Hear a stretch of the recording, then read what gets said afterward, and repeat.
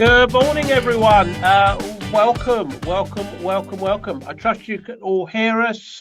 Please give us a quick hands up straight out of the blocks to make sure you can hear and see us. Ian, say good morning, please. Good morning, everyone. Hope you're all well.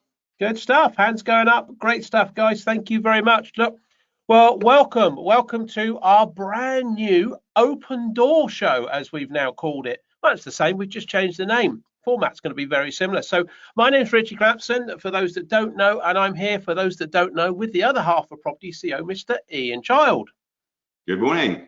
Look at that. You see, it's great to have you here. And just in case this is your first time with us, then let me tell you what you've let yourself in for on this Saturday morning. Our aim is to give you around 45 minutes of non-stop positivity, a little bit of fun as well. And it's set all around the theme of business and property development. Isn't that right, Ian?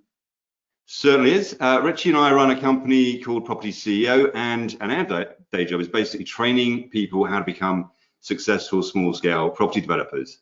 And of course, many people quite like the idea of developing property, but they often worry that it might be a bit risky, a bit complicated, quite complex. So our job is to give them the support and the training that they need to do it as safely and as successfully as possible.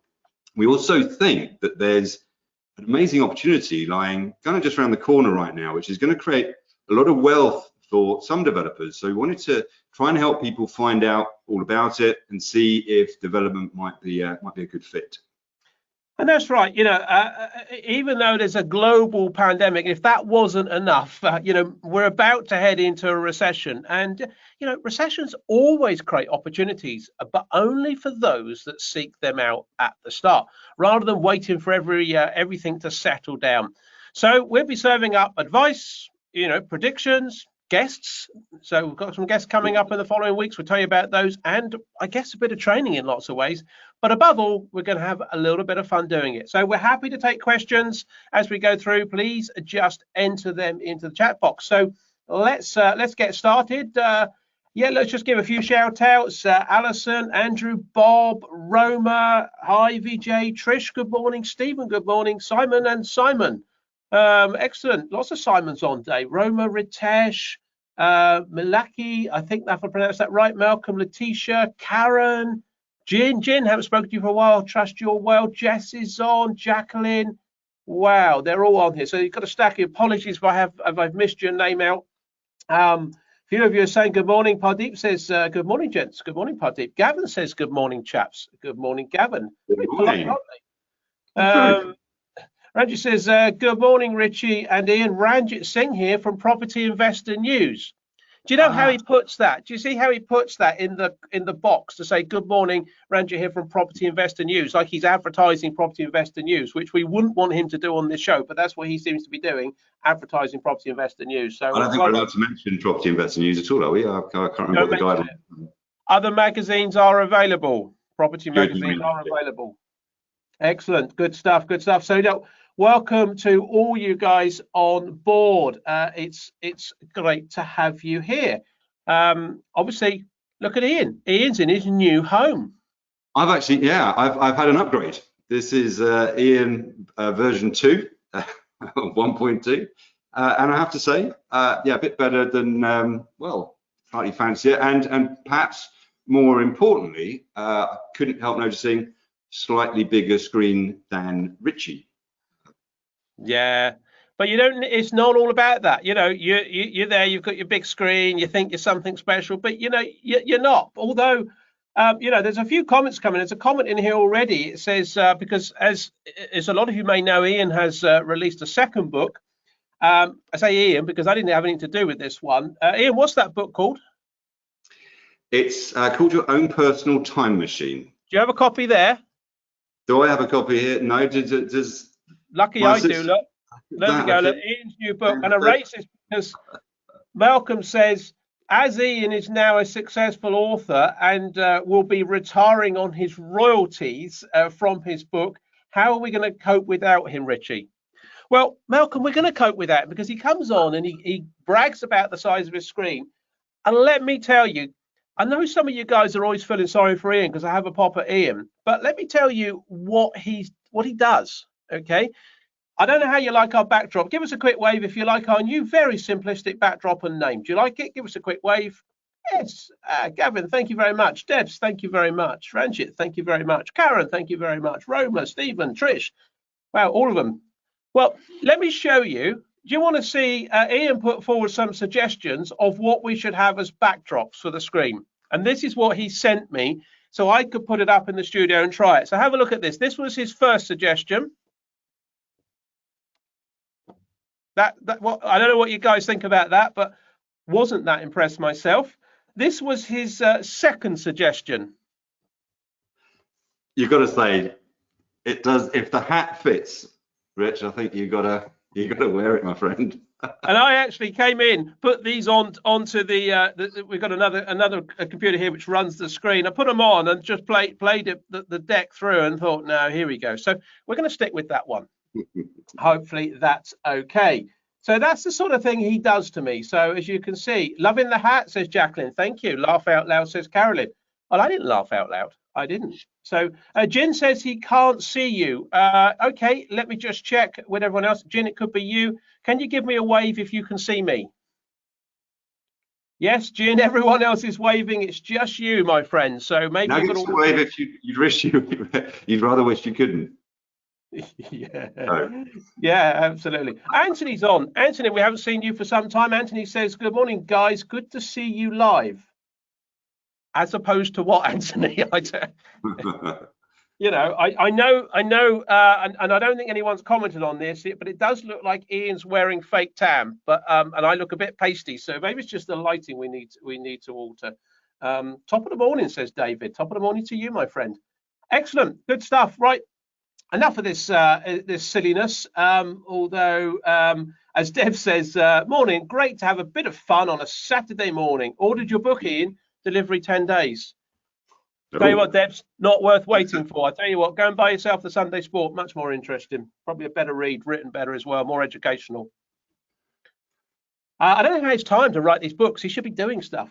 Right, guys. Let's get into this. And a while ago, we asked you guys, and we asked you what you would want on there on this show. And this show's about you. So please, as well as throwing questions in the chat box, I see we've got some in already.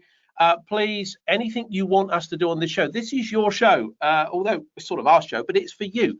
So if you don't turn up, we don't do it. But tell us what you want. Tell us what questions you want to do, what guests you want to bring on, if there's a subject you want us to talk about. And a while ago, we talked about the Esmeralda story. Now, some of you will be thinking, what the blooming X, the Esmeralda story? Well, it's actually, okay, it's in the book. It's in the other book, which I did contribute to. So it's in the industrial conversion book. And the principle is all about development, and it's about how you can benefit from development as a landlord and build your portfolio. So it's based around what we call the Esmeralda story. So you've asked us to explain that. Ian, do you want to? I don't take the whole show, Ian, but do you want to explain how this works? How a landlord can build his or her portfolio from their thing. Morning, Edward. Well, it'd be nice to get some content in around the shameless book plugging, actually. So yeah, I'll dive in. So the Esmeralda story is about the role and the benefit of being a landlord developer, because I think a lot of people, when they first get into property, they kind of see being a landlord is kind of perhaps the more obvious route and perhaps easier route. And development is seen as something rather different. It's all about property, but it is different. And so the Esmeralda story just kind of seeks to put a bit of a spin on that, a bit of a perspective, in that you can actually do both together. And if you do put both together, it can be really, really powerful. So if we think about a typical kind of buy-to-let investor, so a typical landlord, let's just say they're going to buy a property, they typically put down maybe a 25% deposit, and then they kind of borrow the rest. And that, of course, makes a lot of sense because they then get some leverage. They're going to be benefiting from the equity growth on the bank's 75% share, as well as obviously their own share. So if we use an example, let's just say you had 50,000 to invest, you could buy a house for 200 grand, put down a 50 grand deposit. And obviously what will happen is, you'll get equity growth on the property, and you'll get rental income as well. Now, the challenge then comes when you think, right, I want to grow my portfolio. How do I go about getting a second house? Well, of course, to get a second house, you need another 50 grand. Now, what could you do? Well, you could obviously get the 50 grand from some other enterprise. Maybe you save it up from kind of other business or work or whatever. You could certainly save up your rental profits. But being honest, to save up 50 grand from rental profits, realistically, that's going to take several years. So it takes quite a long time. And that's the problem that a lot of traditional landlords find themselves in, that they've got a situation where they want to grow their portfolios, but they basically run out of deposits, they run out of cash. So if we just look at what would happen if you did a small scale property development instead, because it is quite an interesting contrast. Now, typically, when you're buying, you need to kind of split the development kind of side into two bits when it comes certainly to finance. One is the money that you need to buy the asset. So you're going to buy a greenfield site to develop, or you're going to a building plot, or you're going to buy a building perhaps that you're going to do up or convert. And typically, what you would be looking to do there is you would need to put in a deposit of around about 30% of that asset price to buy the actual plot or to buy the building. And then, so not massively dissimilar to the 25% that you normally put down on a buy-to-let mortgage. The 30% that you put in doesn't actually have to be your money. Some of it might be your money, or some of it can be money that you borrow from private investors. And typically, private investors can expect quite a reasonable rate of return for that type of lending. We talk in the book around about 8 to 10% return. So it's quite an attractive rate of return for people that are prepared as private investors to lend you money as a developer. But then the bit that people often don't know about when it comes to the financing of development is that the second half of the funding is all about the development itself. So you now need a whole chunk of change to be able to develop the actual site and all the cost of construction, the finance and the professionals to get it done. Well, you can borrow 100% of that from the same lender that lent you the 70% to buy the asset. And they don't give it to you all in one go. It's kind of drawn down during the whole of the development phase. So you basically, in terms of the money you're putting in, it might actually be not dissimilar, certainly in percentage terms. And that whole of that second phase funding is done 100% by the original lender. And the reason they like to do that is because they hold all the cards. They're the only bank in town. They get to call on all the shots on your development and so on. So it kind of makes sense for them to make sure that they're kind of in the driving seat on it. And also because you draw down the funds over the development each time that they give you some more money and you pay your contractor. Obviously, the value of the building site effectively has increased with the money that they advanced you the first time. So the value of the site increases as the development funding gets used. So their asset is increasing in value. So if we maybe just use an example, let's assume that we bought a site for say £300,000. We put in a 30% deposit, which is 90k, but as I said, that could include private investors' money. So it's cost 300. We'll spend 400 doing it up, or building it or converting it. So now we've spent 700. Apologies for all the numbers. I'll try and keep it as simple as possible. So we've kind of got 700,000 that we've now spent, and that includes all fees, all finance costs, all construction costs. Kind of that's everything. And all of this amount, effectively, apart from maybe whatever you'd put in yourself, was borrowed from third parties, either private investors or from the bank. So if we've spent 700, let's just say that we sold the units for 850. And typically, what you would be targeting on any development project is a minimum 20% return on GDV, the gross development value. And that's your commercial lender will absolutely insist on that, because that then gives you some comfort should things change. If some of the things that could happen, in terms of house prices, in terms of construction costs, in terms of builders going bust, all of the sort of things that could interfere with your nice projections at the start, then if you've got 20% in the game, then of course you can absorb some of that, and the bank knows that you can absorb a reasonable amount of kind of negative impact and still make a profit. So what have we done? We've sold them for 850, so we're making £150,000 profit.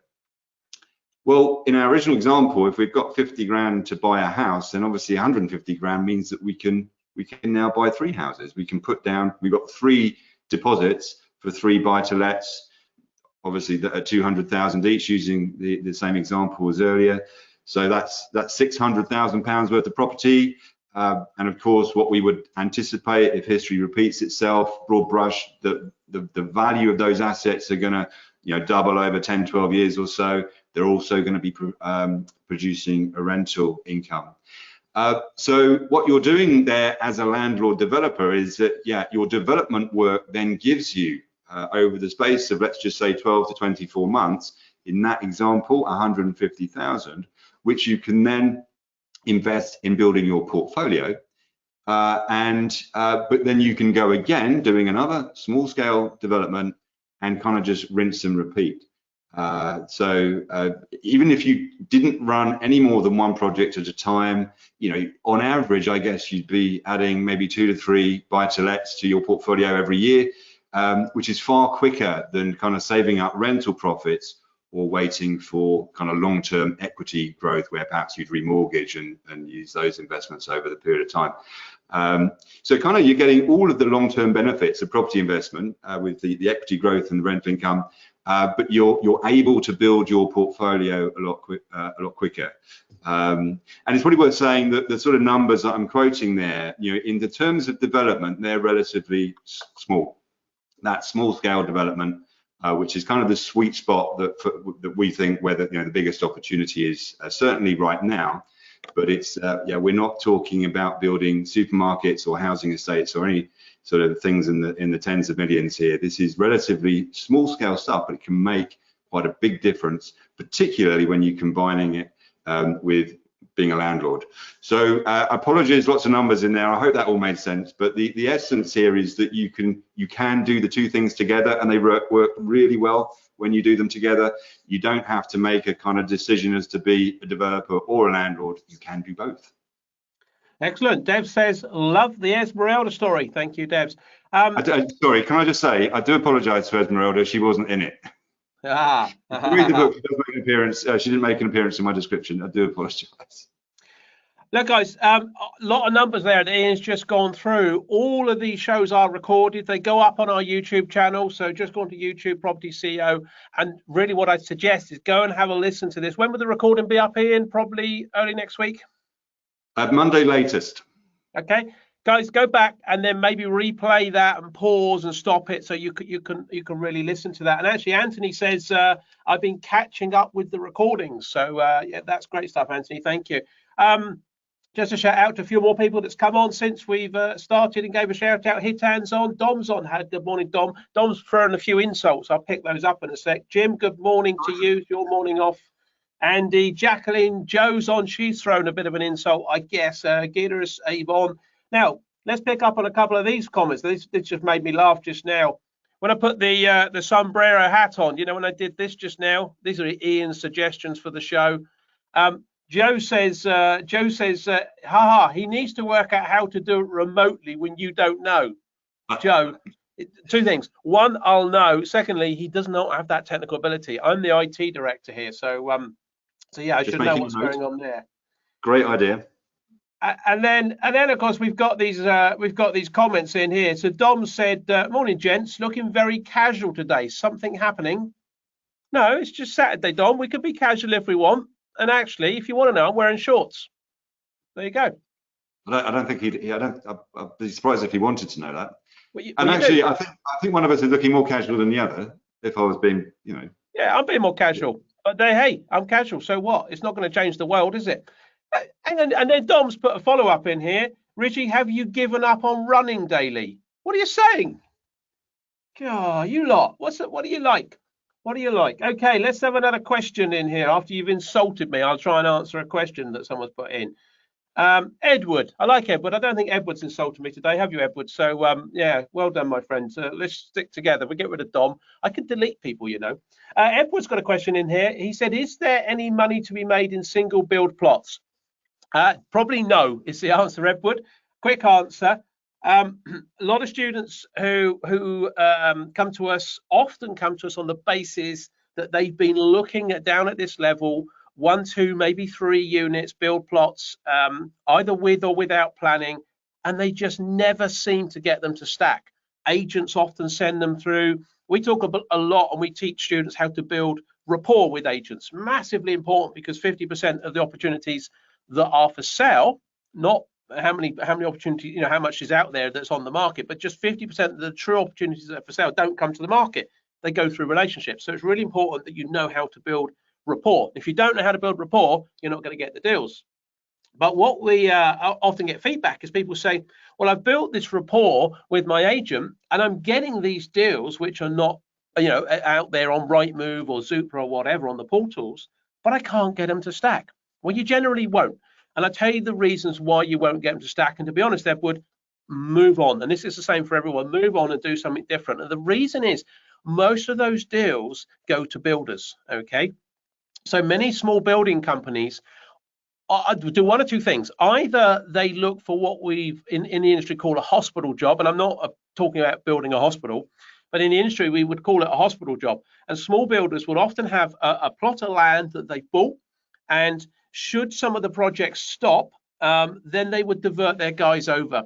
One of the real challenges running a small construction company, and I you know, for my sins, run one for a few years, is keeping hold of your guys. When you get good tradesmen, plumbers, plasterers, bricklayers, etc., you've got to keep hold of them, because most of your trades is subcontracted out. But you have almost what you'd call permanent subcontractors, and then you have some permanent guys that are on the books. But keeping hold of your guys is so important. But of course, you can't keep paying these guys if you haven't got work to do. So what a lot of small builders would do is they'd buy a plot of land, and then if Mr. and Mrs. Jones' extension is delayed or stopped or whatever, then they divert the guys over to one of their own projects and just tick that thing along. So from that basis, they're not that fussed whether they make much profit out of it. Indeed, if any, they're just happy to have a project that ultimately keeps the guys going, covers all the costs, rather than making a loss on having to pay out wages every week for the guys doing nothing. The other thing that a lot of builders would do is they'll do that just to make a few quid. So actually, some builders will do it also full time. They don't want to work for Mr. and Mrs. Jones. Nothing wrong with Mr. and Mrs. Jones per se. Other clients are available, but they don't want to work for clients. They just want to do their own projects. And a builder will be happy to make profit just on the building costs. That's what they'll often do. They say, we're going to make money out of the build, so we might make 10, 15% on our build cost. As a building company, that's enough profit for me. They don't think, as you guys will, as developers. They're not thinking, I want to make 20% on GDV. So what does that mean? What's the consequence of all that? Well, what it means, Edward, is they are then normally able to pay more for that site than you will. Okay, so they'll look at it, whereas you want to pay the builder plus the builder's profit, you've got to pay that, and you want to make your 20% on GDV, and the builder only needs to pay his profit. He doesn't need the 20% on GDV. So you're generally going to be outbid. And that's what will happen. 9 times out of 10, you get outbid on those sites. Now, the sweet spot really for you guys as developers to get into, and we're talking about small scale property development, which is what we talk about here at propertyCEO. When we train people, we structure the training and the processes for people to work generally at the smaller scale in the sweet spot. Doesn't mean to say you can't scale up, but definitely to start with. Personally, I'd say long term, stay in this sweet spot. Okay, I've been talking about this a lot recently on quite a few networking talks that I've done. And if you stay in that sweet spot between 5 and 20 units, below 5, you're going to get the builders, as I'm just talking about. Above that, above 20, you're going to get the slightly sort of medium-term players picking up sites. The sweet spot, 5 to 20. If you're in that area and maybe starting out between 5 and 10 units, whether that's new build, conversion, or whatever, is a really good place to be. So yeah, Edward, you're not going to make money on a single building plot, and I'd say don't bother, move on, do something else. Probably also worth just throwing into the mix there the self-builders as well. So if it is a single building plot, then again, the same rules apply. Self-builders aren't looking to make a 20% margin. They're going to be falling in love with the plot. They're going to make it their home. So you'd be competing against people that effectively are prepared and able to pay more than you will. Edward says, great answer. Thanks, Edward. Glad to be of service. As you know what it's like, guys. Please pass messages on if you think other people would enjoy this show. We don't do any BS. We don't do any fluff. We just give you straight talking. For 37 years of experience in this industry, we tell you how it is. So if you know anyone else who'd like to come and get a bit of this show, please send them a link. It's totally free. Trish just put a question in. Morning, Trish. Hope you are well. Trish says, morning, Richie and Ian. Very, very polite there. Very polite, Trish. Thank you. What are your thoughts on the permitted development review in October 2020? Do you think they will be relaxed further or tightened up? I'm assuming you're talking October 2020, Trish, in terms of light industrial. So light industrial conversions, because that in theory terminates at that point. But I think if we just talk in the round of all permitted development rights, okay, and reviews that are coming up on any permitted development right, there's a lot of stuff going on in the background. Some stuff that we know of, we hear about. There is almost definitely, in speaking to a few planning consultants that we're connected with, that's going on in the background that we don't know anything about. Okay, there'd be stuff that the housing ministers and departments and authorities will be chatting about. And I think the answer is now whether the term's relaxed, extended, I don't think it'd be tightened up. What is at the moment this government's view on the push of the economy to get the economy going? Well, it's housing, it's construction. They strongly believe, and I tend to agree with them, but whatever your political view is, they strongly believe that what they want to do is kickstart the housing industry. Okay, they want to get it going. We've seen that. We've seen that on the fact that construction is one of the early people allowed to go back, and so are agents, estate agents, residential and commercial. So we are allowed to go back doing those industries, isn't it? Okay, people might say, well, it's obvious because you can work outside in some of those. Well, not an estate agency. So I think the driver here is that the government wants to get that industry going, okay, our industry. And in doing that, they strongly believe that will generate the wheels, getting the momentum back into the economy. So I don't see personally any reason why they will tighten up any permitted development rights, because the developers, and this is why, I mean, some of you guys are into development. I know some of you aren't. Some of you I don't know. So some of you guys will be new to us here. Now, if you're not into development and you're contemplating it and thinking about it, this is why development's so exciting, that how you can move into development, because you're in an industry where the government are supporting us, wanting us to do it. There's plenty of money around to do it. And the thing I think it won't be tightened up, Trish, here is because we're dynamic, we're flexible as entrepreneurial small scale developers. The big players, the Persimmons, the Barretts have got to, they furloughed a load of staff. They've got to bring them back. They've got to think of new ways of working. Most of the small developers don't have office full of people. We can flex and move quite quickly in that sweet spot, as we were chatting about with Edward just now, 5 to 20 units. So we are dynamic enough to get our momentum going quite quickly. Why would anyone want to tighten up PD rights to restrict us when actually the government want us to go forward? Maybe some planning authorities and local authorities want to tighten up and control us a little bit, but I think for now they'll be loosened, extended, expanded, if anything. So hopefully that answers your question there. Excellent. Right, we had a question. There's been quite a few things that we've seen that have come out recently where the housing minister has announced various kind of things that have just little things that are going to help people. So flexible working hours on construction sites, being able to kind of stagger arrival times, just making it kind of easier to actually do the social distancing but be able to get back to work. I think they've also taken some steps to kind of help the way in which planning applications are publicized. So it can be done now by social media rather than the old-fashioned way. So that's going to kind of unblock things a little there. And I think one of the interesting ones for us is that when it comes to some of the payments that we have to make to a local council, seal payments and so on, there's news that we can now defer those. So in terms of cash flow for small scale developers, that the government's going to make sure that whilst the local council still gets the funding, there's going to be effectively deferred payment terms for the developers in paying it across, which obviously is going to be helpful, for small developers. So lots of different smaller steps that the government's taking to kind of ease the flow. And of course, we've seen, if we can remember back as far as February, whenever it was, when the budget came out, before all of the recent events rather overtook the news, there was an announcement of further PD rights that were going to be coming into play with regards to kind of vacant buildings and so on. So I think it's a tool that the government is going to use increasingly. There is a housing shortage, which is what they're trying to address, and an industry that underpins the economy to a large degree.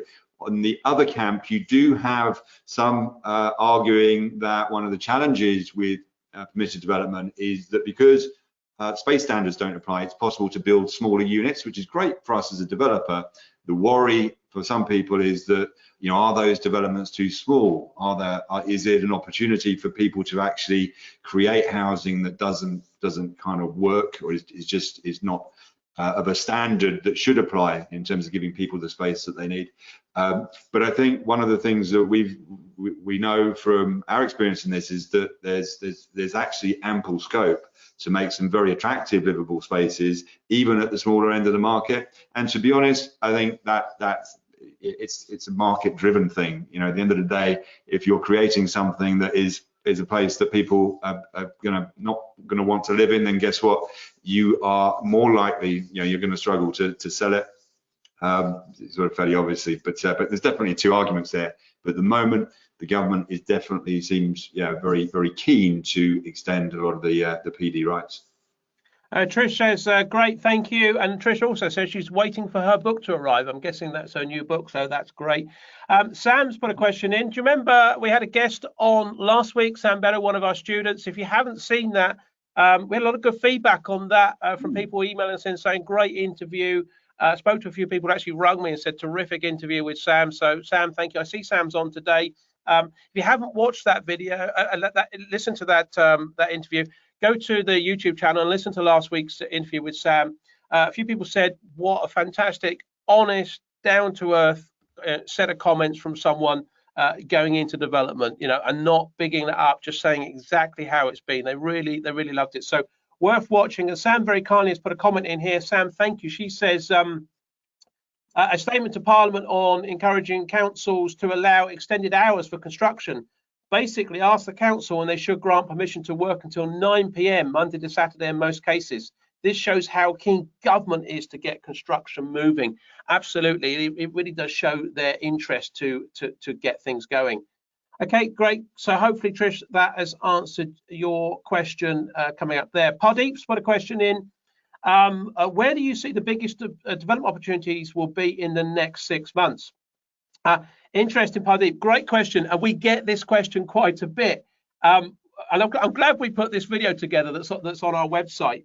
But guys, the key thing is what I'm going to do, Pardeep. But so I'm not going to tell you in detail where this is, because I could take 5 or 10 minutes doing that. But what I'm going to do is we put a video together. So this is for anyone else that's interested. I put a live webinar together of where the opportunities are coming up in the next 6 months. Okay, 6 to 12 months.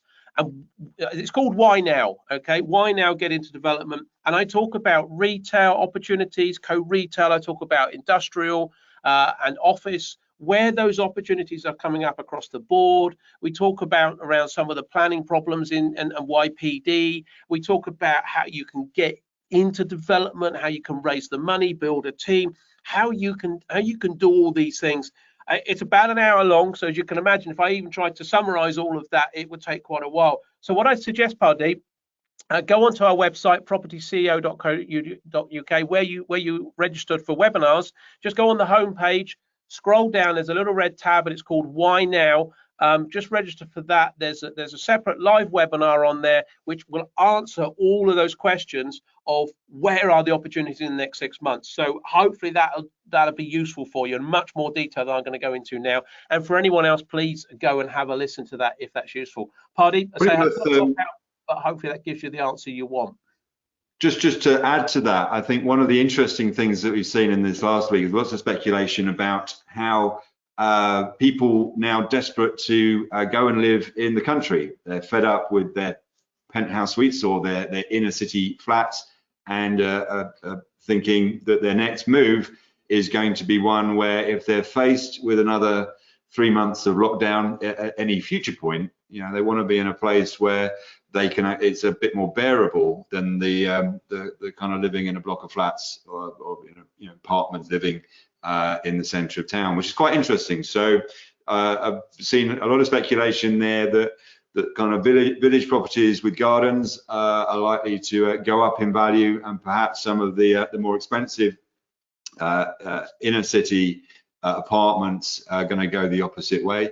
I think early days, and there's clearly going to be a bit of to a certain degree, maybe a bit of a knee-jerk reaction. It can be that we forget things quite quickly in the kind of the way in which life moves on, and we've almost forgotten Brexit and stuff like that. And so what seems very real and apparent now might not be quite the same in a year's time. It's and hopefully it is much more of a forgotten memory, or a distant memory.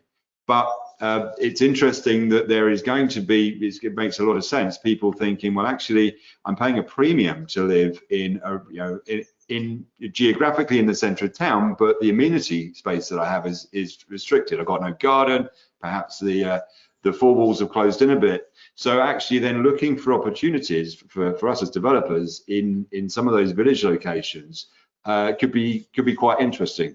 Could be an area where we like to see some increase in demand. To what extent that is going to be sustained over the long term, but in terms of the next 6 months, I would definitely say there'll be people looking to kind of protect themselves against one of this kind of situation going forward, and seeing the benefit of moving to the country. Excellent. Pardeep says super, thank you. Sam says, where do we find the Why Now webinar? So go to our website, propertyceo.co.uk. If you're on the home page, and just go down a little bit below a picture of myself and Ian, super picture. If you want to screenshot that, put it on your bedside cabinet, you're all more than welcome. Okay, and just below there's a little tab, and it says, I think it says something like watch live training now, doesn't it? And it says, and it's Why Now. Yep, it says Why Now, yeah. Cool. So if you're not sure, email the help desk. Just email our team in. What's the best email they should email on if they can't find it? We'll send you a link. support@propertyceo.co.uk. Okay, excellent, good stuff. Interesting here. Oh, a little bit of controversy. Jin says that no, I don't agree with Ian. Short term, and very few people will be looking. Don't agree with me on what? So moving to the country? I'm assuming that's it. Jin, just put that in the box. Do you not agree with Ian moving to the company? Just give us a yes or a no. Yeah, so yeah, I'm kind of reporting back to the country. He doesn't agree with you. I'm kind of, in a way, don't shoot the messenger. I've read a lot this week. There's a lot of people that have, a lot of people in the property industry that's speculating that that's going to be the case. I think the jury's out for me as to whether in the long term, as I said, that will be sustainable, because we do forget quite quickly. But Savills did a survey on it recently and found that I think it was 40%. There was quite a significant swing in two things, actually. First of all, that the number of people that will now switch to looking in village locations and sort of semi-rural, that was the bigger number. And I think it was about 17% were prepared to accept a longer commute, which is quite an interesting statistic. And that, I think, is driven by the fact that a lot of people now are in a situation where either they can work from home full time, or perhaps their new working life is going to be a bit of half and half, maybe 2 or 3 days on, and they're prepared to accept a longer commute because they now get the benefit of working from home more during the week.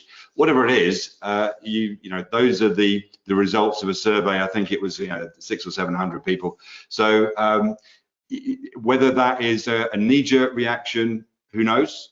Whether that's sustainable in the long term, but certainly it's a reaction that's happening today. So that it's kind of, I'm reporting back on what some of these some of the bigger players in the industry are actually hearing from their customers. There you are, Jin. See, he's having an argument back with you. Like a good politician, I thought his answer was there. I just noticed a cheeky comment that came in earlier that I didn't pick up on, and I normally pick up most of the cheeky ones. Ritesh said the Stetson, well, actually, I think it was a sombrero, but I don't know whether you could call it Stetson. It said it will hide your hair, Richie. What hair? Oh, right, that hair. Not even funny. Not even funny. Okay, there was a question here. Sorry, I'm scooting around. Deb's has got a question here. Deb's already said good morning to Deb, so I say good morning again. And I don't know whether Rich is in the background, Deb's with you, but good morning to you both if he is. Should you use a local planning officer or could you use someone out of area? Interesting question, Deb. Ordinarily, I think the principle there is, and you know, I've never ever tried to use a planning officer out of areas. There's a technical question there of whether you're allowed to or not. Normally, you're submitting to your local authority, so it's the local authority that can deal with it. I don't think you have the facility to submit out of area, other than if you go to an appeal. So if you end up an appeal, it's likely that someone else will look at it. So another planning officer from another area will have a look. But ordinarily, you are submitting to your local authority because it's your local authority that's assessing the plan. Okay, so unlike building regulations where you can have private building inspectors and you can contract them and they can be anywhere in the country, they have to liaise with your local authority building control to get the thing ultimately registered and signed off.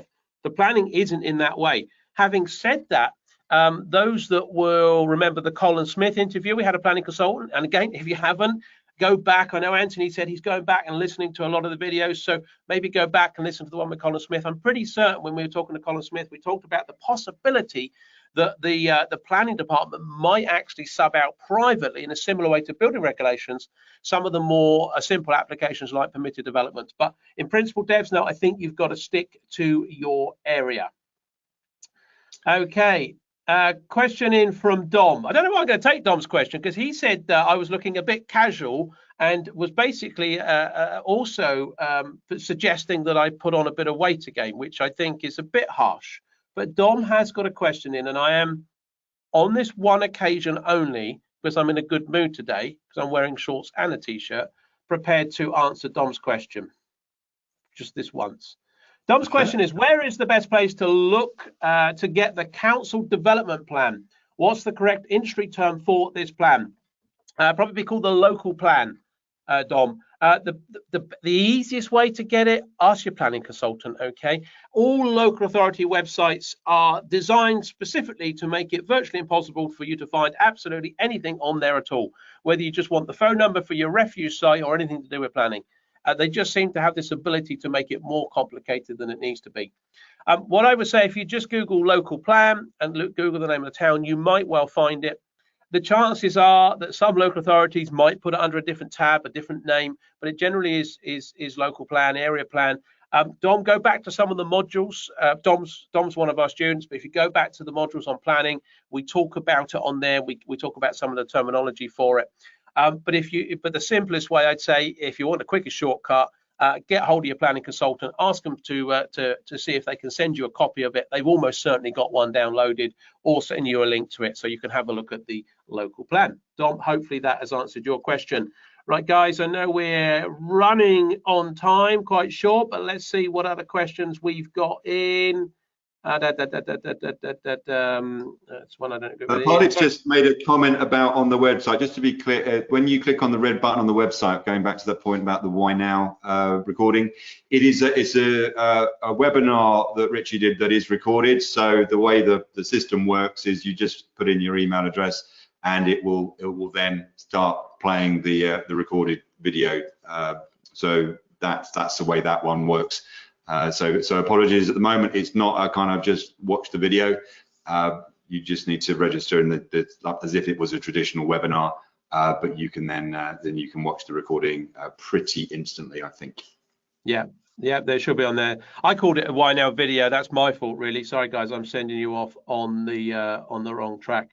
David's put a quick question in. Let's just try and wrap up a couple of quick ones here. David says, are planning officers still attending sites? If not, when can you what can you do to get a positive outcome? David, I think it's restricted at the moment. I think some of the planning officers, local authorities are very careful about putting their staff back to work, as you can imagine, until all the safety processes are in place. I have had a bit of feedback from a few sources that a lot of local authorities are now, after the government's announcement last weekend, really looking at, Pardeep says cheers, by the way, so look, hopefully he's found it. They're actually thinking now about their plans to get people back to work and double shifting and so on. I think the reality is they will soon. So I think, David, they will be coming out to sites very soon. I suspect you might need a week or two to get the momentum back into that. And of course, you're going to have to exercise social distancing. But because it's external, the chances are that they will be able to come out and have a look. So I think they will. You know, that's the only way you're going to get them to come out, if they need to come and assess something. They can do a lot of stuff from a desktop. So quite often, David, they won't come out to site anyway. So guys, look. So it's going to be quite interesting to see what happens on the surveying front with the valuations and so on. Yeah. A lot of the surveyors are now back to work. Some actually doing on-site valuations. Some just kind of mixing it up a bit. But I think a lot of uncertainty at the moment as to how those valuations are going to go, how they're reading the market, and so on and so forth. So be interesting to see how that one develops over the next few weeks, I think. Guys, we are pretty much out of time. We always like to get away just after 1:45, so you can go enjoy the rest of your Saturday. So I think that's pretty much us about done. So just a couple of announcements. Please, bring a friend. Hopefully you like what we do here. Hopefully you like the fact that there's no BS, and as I said, there's no fluff, just straight talking, straight answers, even if some of you disagree with us, which Jim was doing earlier, but that's okay. Hopefully please invite someone else so we can continue doing these. Next week we're going to have Dwayne Walker on from Premier Rolls. He is 100% confirmed. He is fighting fit. He would have been on this weekend, but he's got a family event which he's got to do on a Zoom call, a Zoom party of some description. So he's going to be on. And in 2 weeks' time, we've got the CEO of Crowd Property, the funding company there. Mike Bristow is going to come on as well in 2 weeks' time. So we've got a couple of terrific guests coming up. Our next show is obviously Tuesday. So please register for Tuesday at 7 o'clock in the evening. Anything else you want us to do, drop an email to us, put it in the chat box if there's anything else you want. If you're not in our Facebook group, we have a Facebook group, business owners seeking, I never remember the blooming title of this, seeking wealth through property development or something like that. It's a bit of a mouthful, but please join that, or befriend us on Facebook and I'll send you a link. I don't know how it all works, but we'll sort that out for you. I think we're about done, aren't we? Any other announcements from you, Ian, that we've got to mention? No, I've made a mental note to try and be the one that remembers the name of our Facebook group next week. But other than that, I think we're all good.